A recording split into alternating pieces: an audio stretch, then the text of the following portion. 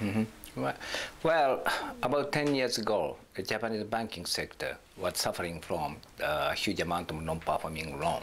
At that time, the disposal of a non-performing loan was the most important task for the government.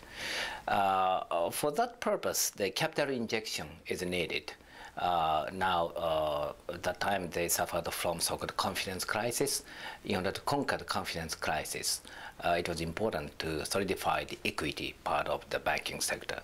So capital injection was a very important issue. Actually, in the year 1999, the Japanese government injected a huge amount of capital to major banks. The amount was 7.5 trillion yen.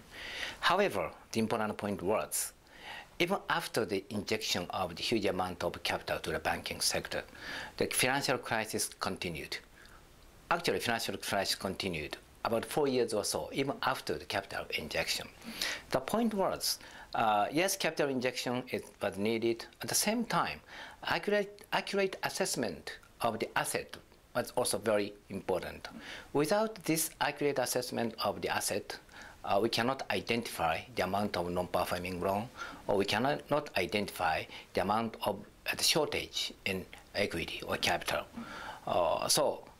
Based upon this accurate assessment of the capital, additional capital injection was done the year 2003 when I was the Minister for Financial Services. Actually, when I was nominated as the Minister for Financial Services, the ratio of non-performing loan in the major banks was 8.4%. It was too high, actually. And I set a numerical target to cut this ratio, cut in half this ratio in about 3 years. Now this ratio declined to 1.5% or so. This is basically based upon the effort of the Japanese government to inject capital. At the same time, the Japanese government, the financial service agencies, succeeded in the accurate assessment of the asset. This is our experience, and this will have some important message to the case of the United States. The Treasury Department of the United States already planned some plan for revitalizing the banking sector, financial sector. They are ready to purchase toxic asset. This is one idea.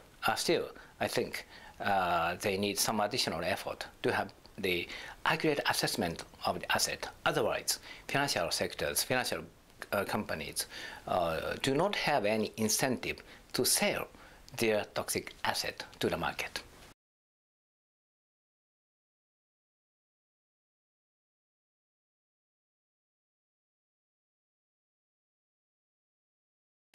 Yes, stress test. What's the meaning of stress test? Through this stress test, it is expected that a banking sector, financial institutions have accurate assessment of capital. However, I am not sure whether they already have the appropriate, let's say, manual or standard to assess the asset. So I think they need some more additional effort to have accurate assessment of asset. The financial authority maybe needs to show some standards or manual for this assessment of the asset.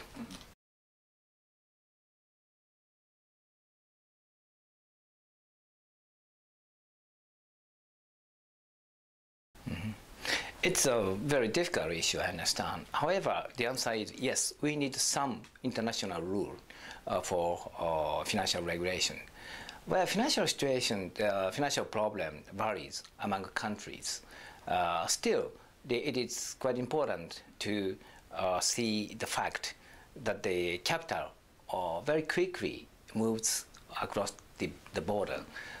In that sense, each country's financial system or financial regulation affects other countries. So, based upon this important fact, now is the time to have the common regulation, especially international monetary movement. We need some rules. The first step will be the disclosure of the information about funds or financial institutions.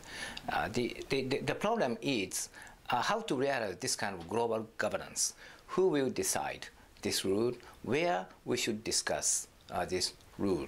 In that sense, much more, valid, plural type of discussion, pluralized type of discussion is needed. IMF will play some important role. At the same time, much more informal place like the World Economic Forum or some the private institutions group. Their roles are also very important. So the current problem is, yes, this is the financial problem. At the same time, this is a problem of global governance.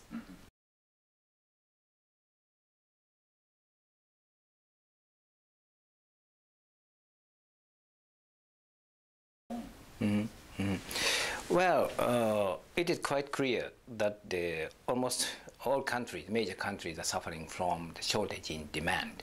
A kind of demand shock we have. In order to make up for this demand shortage, some policy action is needed.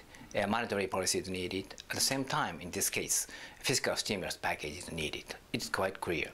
However, the situation varies among countries.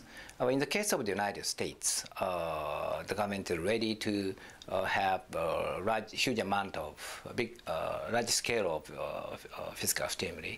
However, generally speaking, in the case of European countries, they rely more on monetary policy.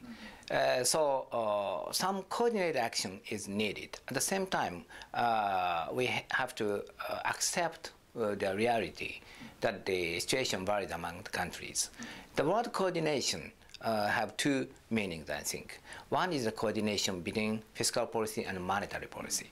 Yes, under the so-called open economy, I think, where fiscal policy effectiveness is relatively limited. Please assume that once the government expenditure is increased, in this case, interest rate will go up. And this will bring about the evaluation of the currency, and this will decrease the export. This kind of mechanism will happen. So the fiscal stimulus package should be combined with monetary easing. So this kind of coordination between monetary policy and fiscal policy is needed. At the same time, since the world economy is in total suffering from demand shortage, some coordinated action is needed even for fiscal stimuli. In this regard, Japanese government will need more effort to increase their government expenditures. So we are now very carefully watching what will happen to the supplementary budget discussion in the current government of Japan.